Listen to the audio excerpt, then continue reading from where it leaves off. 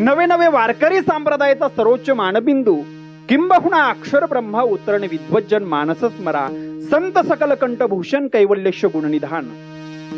महान संत भगवत भक्त वेदसूज्ञ भक्तितज्ञ वारकरी तत्वज्ञ वेदाचा अर्थ अभंग समर्थ संबंध वारकऱ्यांचा परमार्थ ज्ञानियांचे राजे योग्यांचे माऊली साधकांचे मायबाप कैवल्य साम्राज्य चक्रवर्ती विश्वमाऊली ज्ञानोबाराय विश्वमाऊली ज्ञानेश्वरीय जगद्गुरु तुकोबाराय यांचा उत्कृष्ट असा संतांचा महिमा प्रतिपादन करणारा 4 चरणाचा अभंग आजच्या कीर्तन रूपी सेवेकरता निवडला आहे. विठ्ठल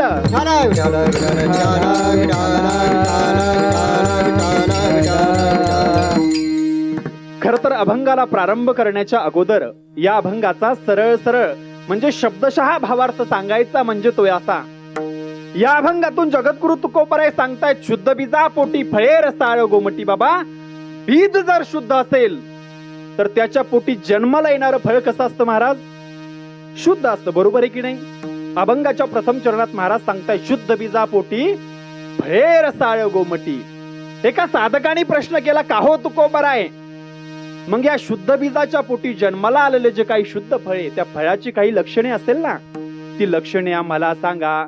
मग अभंगाच्या दुसऱ्या चरणात महाराजांनी 2 लक्षणे सांगितली. काय लक्षणे?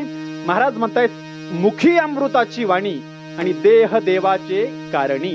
एकतर त्यांच्या मुखामध्ये अमृतासारखी गोड अशी मधुर अशी वाणी असती आणि दुसरं लक्षण त्यांचा देह देवाच्या कारणी लागलेला असतो. मग परत त्या साधकाने प्रश्न केला, का हो तुकोबाराय, अशा असणाऱ्या संतांची फक्त 2च लक्षणे तुम्ही सांगितले, आणखीन लक्षणे नाही का? परत अभंगाच्या तिसऱ्या चरणात महाराजांनी 2 लक्षणे सांगितली. काय लक्षणे? महाराज म्हणताय, सर्वांग निर्मळ आणि चित्त जैसे गंगाजळ. एकतर त्यांचं संपूर्ण अंग हे निर्मळ असतं आणि चित्त गंगेच्या जळाप्रमाणे शुद्ध असतं. 4 लक्षणे महाराजांनी सांगितली. मग त्या साधकाने प्रश्न विचारला, का हो तुकोबाराय, हे लक्षणे तुमचे आमच्या लक्षात आले, पण सांगा ना तुकोबाराय, अशा असणाऱ्या संतांचं महापुरुषाचं दर्शन आम्हाला मिळाल्याच्या नंतर आमच्या जीवनात आम्हाला त्याचा काय लाभ प्राप्त होणार?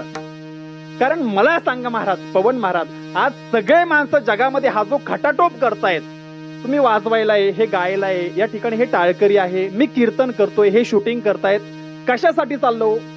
प्रत्येकाचा काही ना काही याच्या पाठीमागे काय असतो? स्वार्थ असतो. बरोबर की नाही? प्रत्येक जण स्वार्थासाठी करतय महाराज.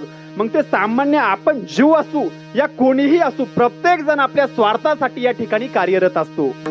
मग त्या साधकाने प्रश्न विचारला, का हो तुकोबाराय, त्या संतांचं दर्शन झाल्याच्या नंतर आमच्या जीवनात आम्हाला त्याचा काय लाभ प्राप्त होणार?